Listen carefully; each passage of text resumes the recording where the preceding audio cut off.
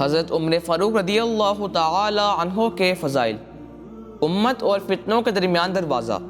حضرت عمر بن خطاب رضی اللہ تعالی عنہ نے حضرت حذیفہ بن یمان رضی اللہ تعالی عنہ سے اس فتنے کے بارے میں پوچھا جو سمندر کی موجوں کی طرح امٹ آئے گا۔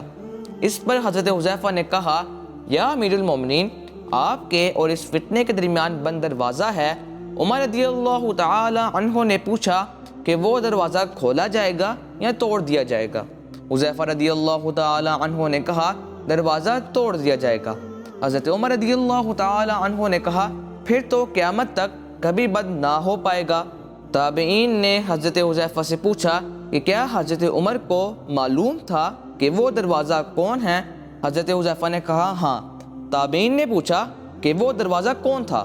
حضرت حذیفہ نے فرمایا کہ وہ دروازہ خود عمر بن خطاب رضی اللہ تعالی عنہ تھے۔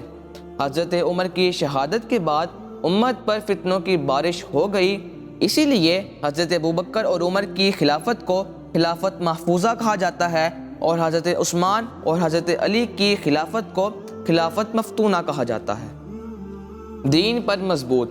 آپ صلی اللہ علیہ وسلم نے فرمایا، میں نے خواب میں دیکھا کہ کچھ لوگ میرے سامنے پیش کیے گئے جو قمیص پہنے ہوئے تھے۔ ان میں سے بعض کی قمیص صرف پیٹ تک تھی اور بعض کی اس سے بھی چھوٹی، اور میرے سامنے عمر بن خطاب پیش کیے گئے تو وہ اتنی بڑی قمیص پہنے ہوئے تھے کہ وہ زمین پر لگ رہی تھی۔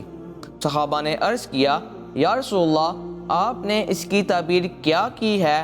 آپ صلی اللہ علیہ وسلم نے فرمایا، اس کی تعبیر دین ہے۔ آپ کی تعریف پچھلی الہامی کتابوں میں۔ حضرت عمر رضی اللہ تعالی عنہ نے ایک پادری کو بلایا اور اس سے پوچھا، کیا تم اپنی کتابوں میں میرا حال پاتے ہو؟ وہ بولا، ہاں۔ حضرت عمر رضی اللہ تعالی عنہ نے پوچھا، کیسا پاتے ہو؟ وہ بولا، میں آپ کو کرن پاتا ہوں۔ حضرت عمر نے پوچھا، کرن کیا ہے؟ وہ بولا، لوہے کی طرح مضبوط اور سخت امانت دار۔ افضل صحابی۔ حضرت عبداللہ بن عمر رضی اللہ تعالی عنہ فرماتے ہیں کہ نبی کریم صلی اللہ علیہ وسلم کے زمانے ہی میں جب ہمیں صحابہ کے درمیان انتخاب کے لیے کہا جاتا تو ہم سب میں افضل اور بہتر ابو بکر کو قرار دیتے، پھر عمر کو اور پھر عثمان کو۔ آپ کی خلافت۔ حضرت عائشہ کی زبانی۔ حضرت عائشہ سے کسی نے پوچھا، اگر رسول اللہ صلی اللہ علیہ وسلم کسی کو خلیفہ بناتے تو کسے بناتے؟ آپ رضی اللہ تعالی عنہ نے فرمایا، ابو بکر کو خلیفہ بناتے۔ پھر پوچھا گیا کہ ان کے بعد کس کو خلیفہ بناتے؟ آپ رضی اللہ تعالی عنہ نے فرمایا، سیدنا عمر کو خلیفہ بناتے۔ پھر پوچھا گیا کہ ان کے بعد کس کو خلیفہ بناتے؟ آپ رضی اللہ تعالی عنہ نے فرمایا، سیدنا ابو عبیدہ بن جراح رضی اللہ تعالی عنہ کو خلیفہ بناتے۔